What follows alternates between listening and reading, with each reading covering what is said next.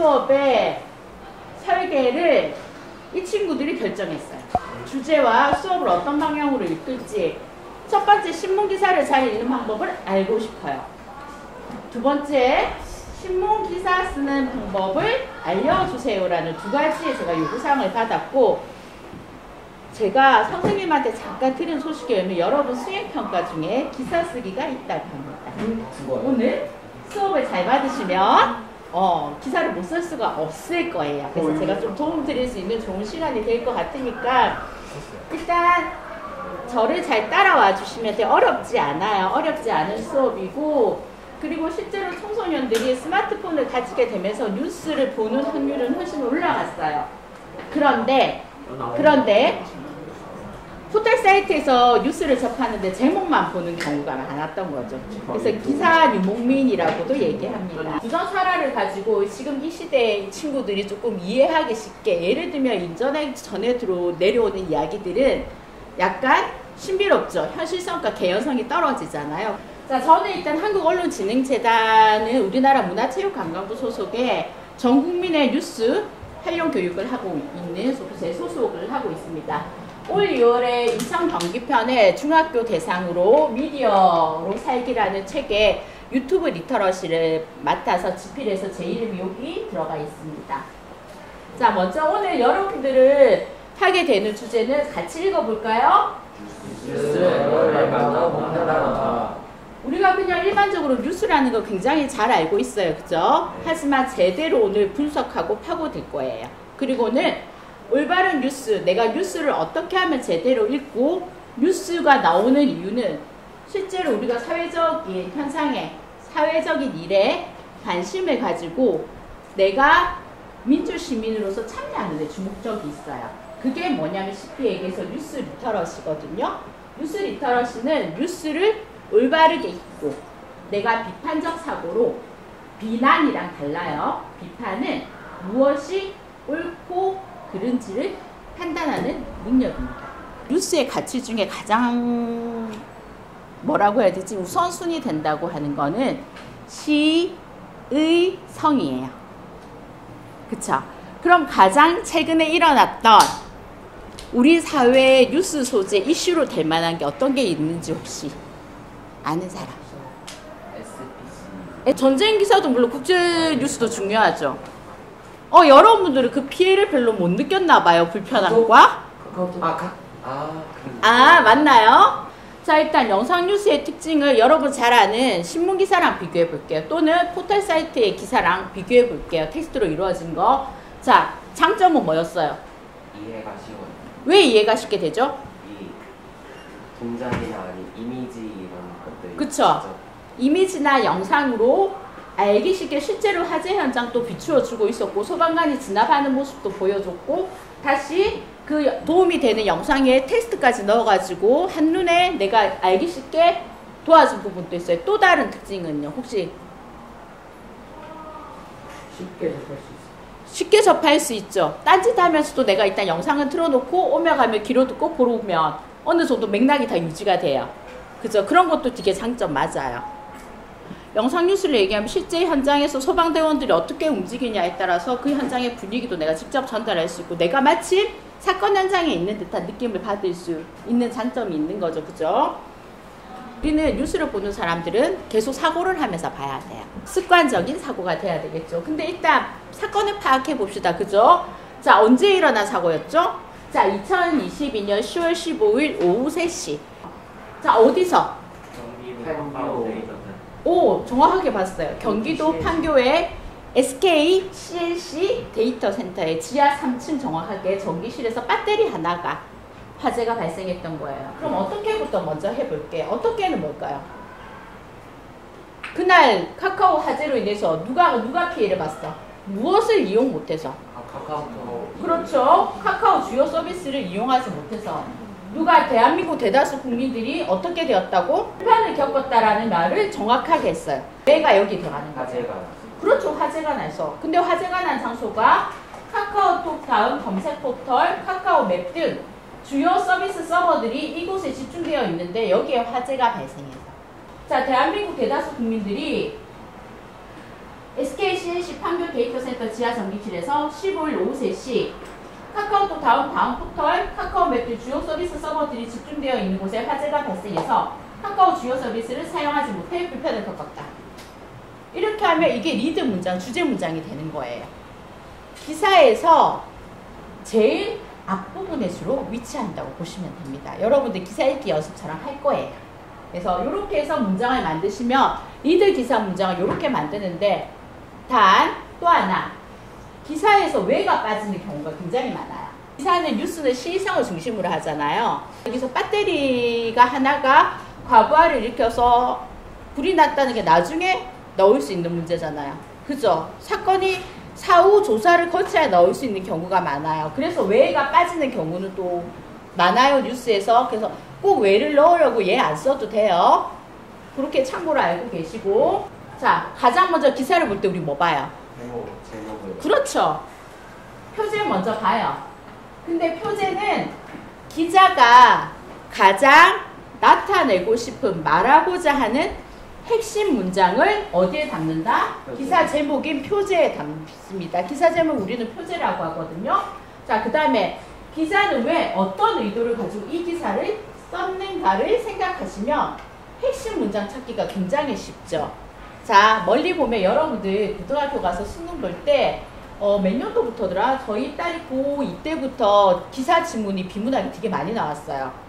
근데 신문을 자주 읽는 친구들은 주제 문장을 빨리 찾을 수 있죠. 항상 거의 맨 앞에 위치하거든요. 그 다음에 첫 문장을 읽는 순간 이게 뭐에 관한 기사 내용이겠다를 파악할 수 있는 거죠. 그래서 구조 파악하기 빨리 하면 되거든요. 자, 두 번째는 뭐냐? 그냥 읽어요. 처음에 제목 읽고 나서 이 기사는 이런 의도로 기사를 썼나 보네. 그럼 내 의도랑 맞는지 기사를 읽으면서 확인을 하게 되겠죠. 그죠? 근데 그렇게 읽으면서 무겁게 읽지 마세요. 그냥 가볍게 눈으로 그냥 읽으면 돼요. 읽으면서 뭘 찾느냐면 핵심 키워드 찾아보면 돼요. 문장에서 반드시 없어서는 안 될 단어를 얘기하잖아요. 세 번째, 아까 리드는 말 그대로 이끌다란 말이잖아요. 나머지 뒤에 지문들을 이끄는 문장이 어떤 문장인가만 파악하면 돼요. 그 다음에 핵심 키워드가 포함된 문장이 주로 주요 문장이 될 거예요. 기사도 문단별로 나누어져 있거든요. 신문기사에도 종류가 있어요. 기사문은 어떤 사건이나 일을 여러 사람에게 알려주기 위해서 적은 글인데 주관적일까요? 객관적일까요? 객관적. 반드시 객관적이어야 돼요.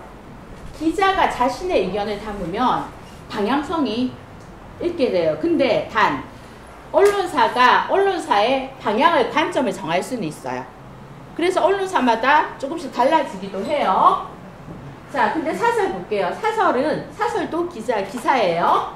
신문이나 잡지 등에서 글쓴이의 주장이나 의견을 써내는 논설인데, 오피니언은 신문이나 잡지에서 개인이나 단체의 주장을 적은 글을. 자, 오피니언 주로 개인적인 글이면 사설은 그러면 제가 아까 살짝 힌트 줬어요.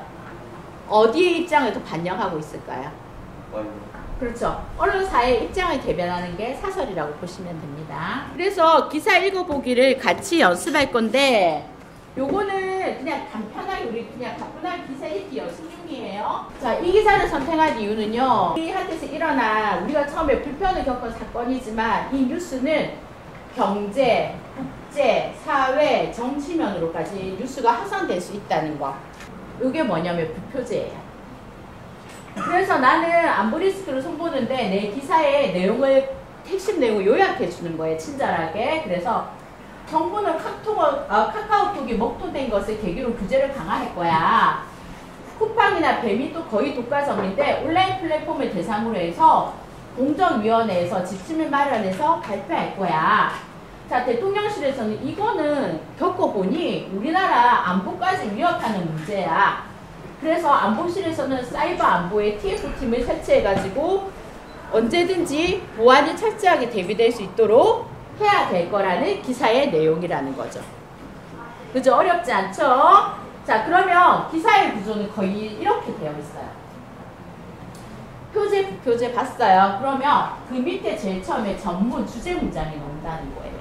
그 다음에 본문, 이 사건에 대한 상세 내용이 나오고요.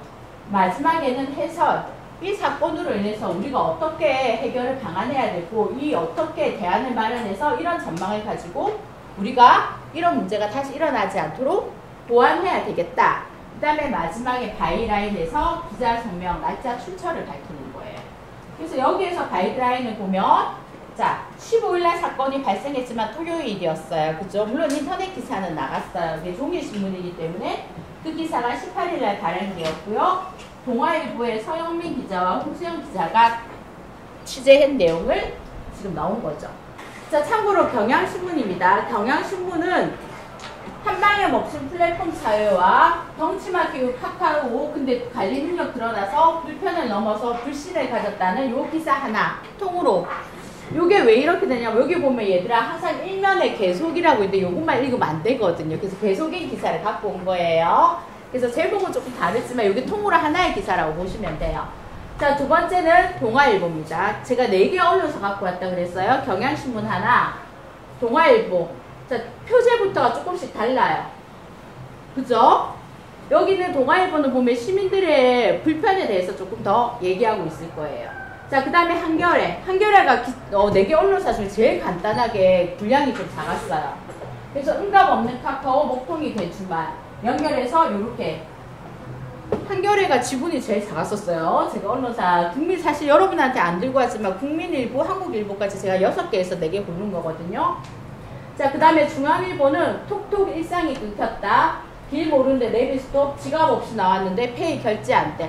여기도 보면 시민들의 불편을 얘기하고 있는 거죠. 그래서 신문면 또 보시면 돼요. 동아일보는 아까 요거 우리 봤던 기사죠. 그죠? 자, 그 다음에 또 요. 그래서 이런 일이 사건이 발생할 거라는 거를 사전에는 알고 인지는 하고 있었으나 대비 훈련을 1회도 한 적이 없다는 게 이번 사건으로 드러나게 되었어요. 자, 그럼 이제 기사를 쓰기 위해서 내가 좋은 뉴스란 어떤 건지 잠깐만 알고 가면 돼요. 자, 나랑 친한 7반 판장이 억울한 일이 있다고 해서 7반 판장과 인터뷰한 내용을 교내 방송으로 내보내는 게 맞는 건지 아니면 7반 판장과 반대 의견을 보이는 8반 판장까지 함께 모아가지고 인터뷰한 후 내용을 교내 방송으로 내보내는 게 맞는 건지. 전자, 후자? 후자요. 후자죠. 왜? 객관적인 사실을 드러내는. 그렇죠. 공평하기도 하고 객관성도 있고, 그죠? 자, 공정성이죠. 공정성. 그죠? 항상 어떤 한쪽으로만 편파적인 방송을 하면 안 되고 우리가 편파적인 사고만 가지면 안 되는 거예요. 자, 그 다음에 친구들의 관심을 끌기 위해 약간의 과장이 담긴 홍보 문구를 만든 거랑 홍보의 목적에 맞는 내용을 간결하고 정확하게 홍보 문구로 만들어 게시했다. 자, 둘 중에 어떤 게 뉴스로서 맞을까요?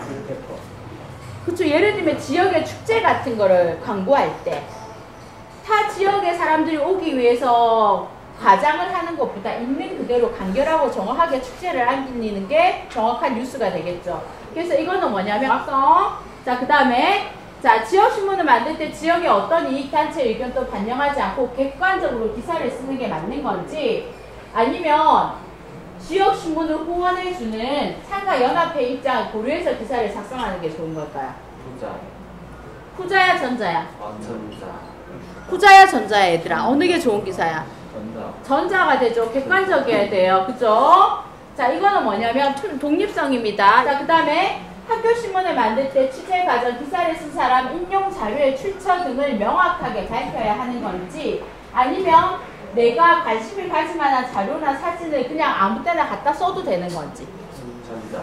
반드시 요겁니다. 요즘에 특히 대한민국은 저작권이 굉장히 엄격한 나라로 돼요. 그래서 보면 이게 뭐냐면 투명성이라는 겁니다.